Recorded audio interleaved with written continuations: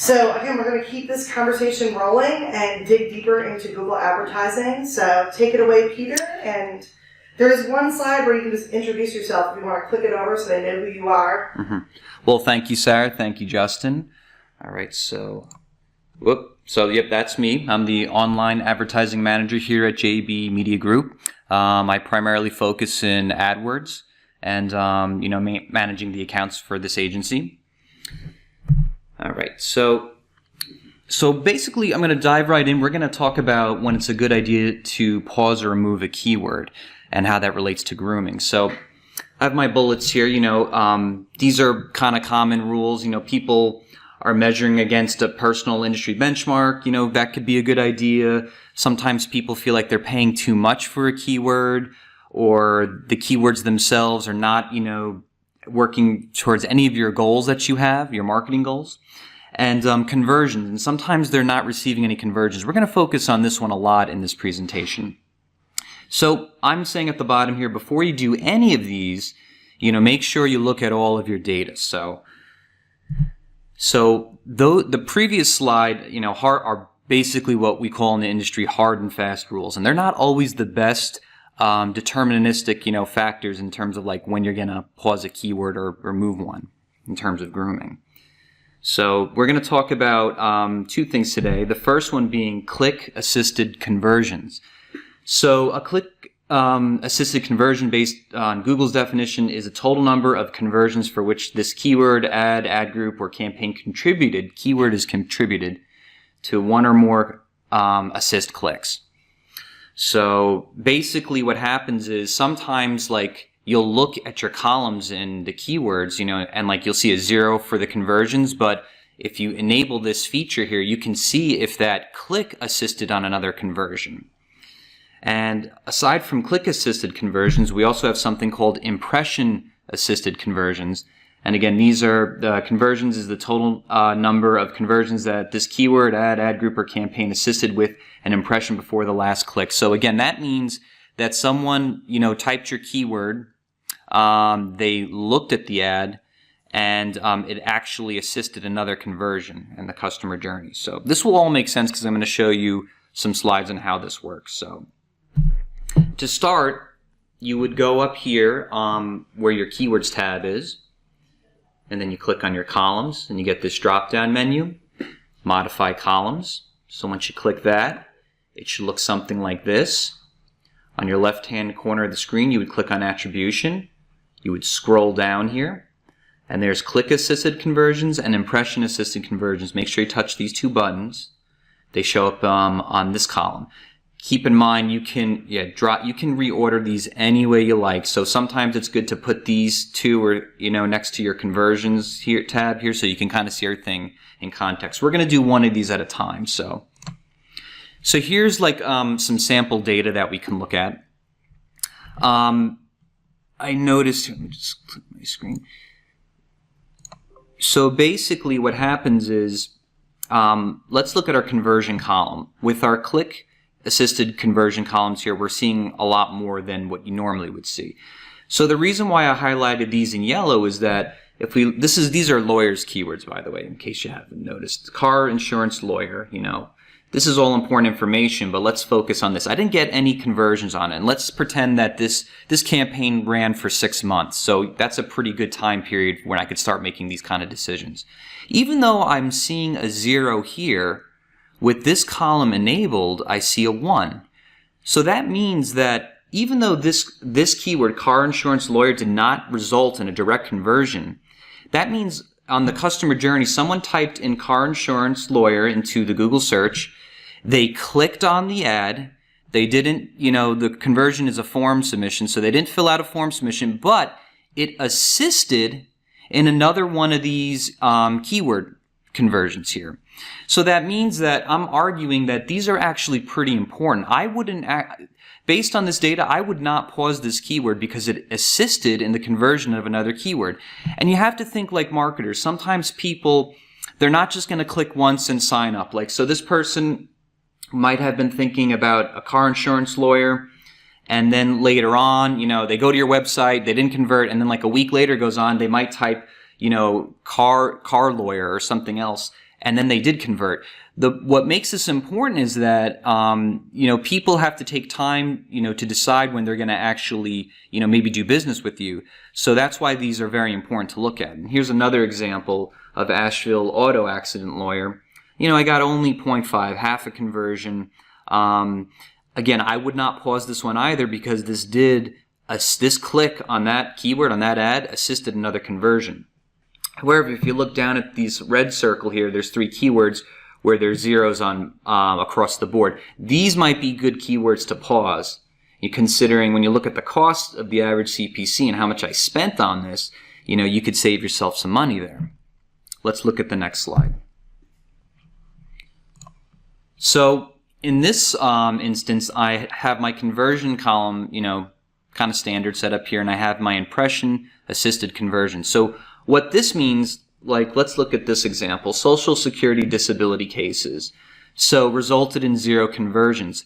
However, there's 3 people here who typed this keyword into a Google search. The impression means they've just seen your ad. They didn't click on it. They just saw it. And that resulted in 3 assisted conversions. So again, it might not be as powerful as a click, but I would argue that people are thinking about Social Security disability cases. They may have seen your ad. It may have triggered them to then go to your Facebook or, go to your website. You have to think of marketing in circular terms, this is good exposure. And then later on, because of how they were thinking with this keyword, this attributed to 3 conversions just based on impressions. So this, I would argue, I might build out more campaigns or work with this keyword more because I know that it's working. That's good. So these are ones that if you saw the 0, you may think, I should pause it, hard and fast rule. I'm arguing against that. You need to look at these other columns. And as you'll see, here's another 0. Accidental death lawyers resulted in 2 impression-assisted conversions. And down here, everything in yellow, there were some assisted conversions. So we have a quick question from Patrick, which is there any setup for click-assisted or impression-assisted conversions on Google Analytics? So you know how you connect AdWords to Analytics. Do you know if it streams any of that information in, or is there any setup involved, or is it better to just look at it directly from your Google AdWords account? Yeah, that's a good question. I mean, they do have, off the top of my head, I do know they have on the left-hand side of analytics, they have a conversions, tab where you can click in there, and I believe they do have impression and they have attribution, so you could see this data as well. I like working, I'm just, for the sake of AdWords, because that's what I primarily work in, I'm looking at the things that I look at inside AdWords, so I don't have to click out to anything. But let's jump to the next slide. So they have a new AdWords, and naturally what I was showing you was the old user interface. So the new user interface doesn't have these column selections available yet, but if you went to the tool, so if you basically click on this tool button, if you like the new AdWords, you then click here, search attribution, and make sure on your left-hand side you click conversions, assisted conversions. And then if you move over here, you have your click-assisted conversions and your impression-assisted conversions. Really handy and nice and easy to view. Make sure you select your keyword, because we're talking about keyword level grooming here. You could select any level you want. And here I go. Because I'm on my click-assisted conversions, I have my click-assisted conversions column here. I have the keyword here and how many that clicks assisted it in conversions here, all lined up. And again, I will stress, make sure you double check your dates. Again, the date period is relative. Usually the life of campaign could be anywhere from 90 days. It's kind of standard. Maybe you should have, in other words, longer periods of time will generally yield better results in determining and grooming your keyword data. So I'm gonna click, and that's it. If anyone has any questions, please type them in. I'll be more than happy to answer them. Great, and so I want to just clarify a couple things for people that might be newer to AdWords. One is, when we talk about conversions, you mentioned with the lawyers, their conversion was a form. So can you just give some other examples of the type of conversions that you guys are setting up for clients? because there's sort of different ways that we would define that. Absolutely, yeah. A conversion's a pretty broad term because it could mean a form submission to your website. It can mean a phone call. It could mean a newsletter sign up. It could mean the purchase of a product. Basically, any actionable item on your website that you want to track that's part of your marketing efforts is essentially a conversion. Yeah. So, for example, I just wanted to throw out there, we had Ashley who asked the question earlier to Justin about the membership for their nonprofit. So if they have a website where people are actually signing up and purchasing their membership, they could potentially track that membership conversion as part of their AdWords campaign. Absolutely, yeah. They should definitely be, I think, looking at these two columns and determining if these keywords are working for or against them. I mean, and another thing too that I like to add is that what I'm showing here are just basically text ads or search ads. This trick also works for display ads. So if you're running display ads, especially with the impressions, assisted conversions, you want to know that if your marketing message in terms of like branding your visuals is working, because that might very well be gaining some conversions before you pause a creative or something like that. You should be looking at that data as well. Yeah, and so Patrick was just asking, you just mentioned that this is available for display. Do you know if it also applies to shopping and the other campaigns that basically are available inside Google? Yeah, those columns should be universal within AdWords to look at any of those types of campaigns. Yeah, so Patrick, you should, if you're using Google AdWords to pretty much do any type of campaigns, you should be able to see the click assisted and the impression assisted as part of those columns that we showed you. And so again, if anybody has questions, I know sometimes it takes a minute to chat them in, but please feel free to continue doing that. Yeah, thanks, Patrick. I just want to make sure we address the shopping as well, because I know the shopping is a little bit of a different area, but still connected into the same system. The other thing I just wanted to have you kind of round out, Peter, again, for people that are just newer, when you say click assisted and impression assisted, can you just define the difference between the click and the impression? I mean, the click is obvious. That's when somebody clicks the actual ad. Right. But impressions are basically what? When they... Right. Impression just loosely means that it just means something was seen. So in terms of search campaigns, we're just basically kind of getting into the mindset of the customer journey at this point. Someone in those instances was like Social Security, disability, lawyer. That's what they're thinking. They're typing it into a search. They have seen your ad. They did not click on it, so that counts as an impression. Now, I think that's for search ads, clicks, there's a high intentionality that I would assume they were much more interested because they clicked and they went to your website. But just it's still good to know because you're trying to get into the minds of, your potential, user base here. So when you think of just with those impression assisted conversions, that means we know what they're thinking and we know what they were looking at. And, it might take them more time to refine their search and what they need. So those are just as important in my opinion. Mm-hmm. Yeah. And so I'm just curious, out of your experience, when it comes to looking at client accounts and turning off keywords, mm-hmm. Making that decision because they have that double zero, right? So they're not assisting anything, right? And they're also just not producing anything directly. And this is, I guess, a sort of a thing that you're going to have to average in your brain. So I'm not looking for an exact answer, but, when you are putting together a campaign, what level of keywords do you think you're turning off? Do you have some campaigns where you put in a bunch of keywords and then, half of them end up getting turned off? Or is it usually just a handful? Or is it just across the board different? I'm just curious because I think once people get in there and they see those long lists of keywords, sometimes it's overwhelming. And then if you start disabling too many, sometimes you get a little scared that you're disabling too many. Or, is there any rules of thumb or things that you think you just see commonly? Oh, yeah, that's a very good question. I mean, in the world of PPC, there's a lot of theories, for and against, all these things. I definitely is for example, if I handle a grant account, and there's now a lot more rules, as you've probably seen on the recent blog, I handle that much differently than like a lawyer's account where the keywords are very expensive. So I will generalize, but I tend to like to start with a larger group of keywords and just shave and narrow it down over time as I know what's working and not working. Sure, I definitely look at, I've talked about in the past industry benchmarks, and I like to use those.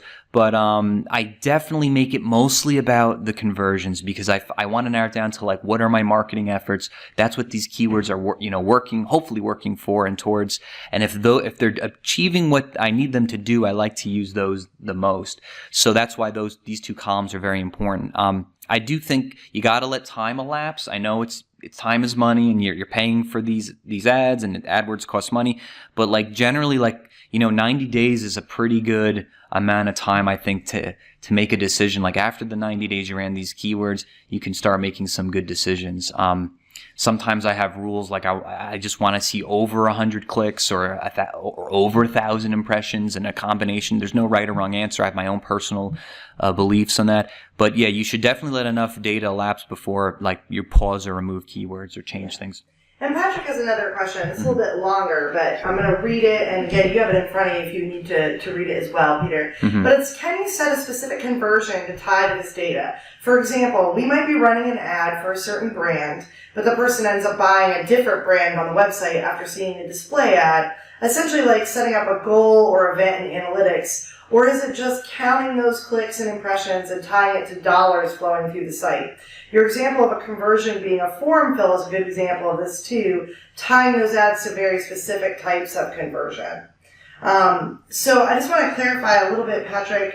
Basically, what you're saying is having kind of more than just the purchase, right? Having more specific types of conversions or maybe even different conversions for different ad campaigns. Is that what you're kind of asking about?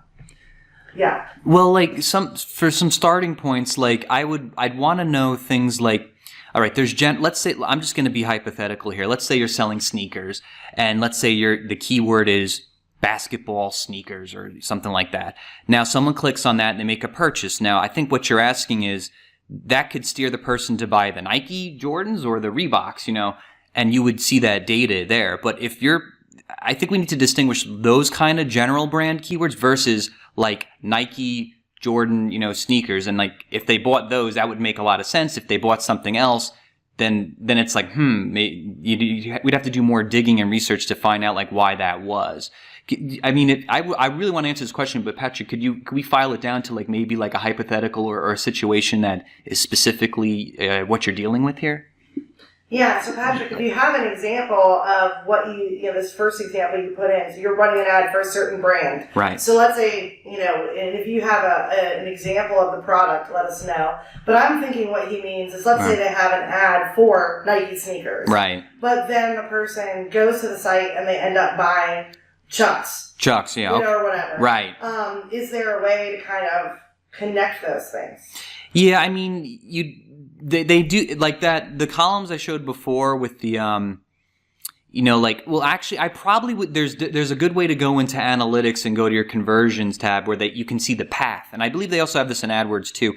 And that I know I said the word customer journey a lot. And that is completely connected to attribution as a whole. So basically, like you can see the path of like the thought process of like in order of what keyword did they type first and what did they type next, and then the whole path of the keywords that they went to before they made the conversion. It might tell you more information about how the person was thinking. Like just to be, in other words, just to be certain that they may have typed in, Nike basketball shoes, and then they went to your website, then they left the website, and then they typed, basketball shoes, they got your website again, and then they ended up purchasing the Chucks. You would see that order if you did the path setting. You can see that in analytics too. Yeah, I was going to say, that's my gut instinct. Even though I don't work nearly as much in this world as you do, my gut instinct is the connection between AdWords and analytics is going to allow you to see a little more of this user flow. Right. Right? So and there's many different ways that you can kind of connect goals and funnels and all of that stuff to even make it more clear if you really want to.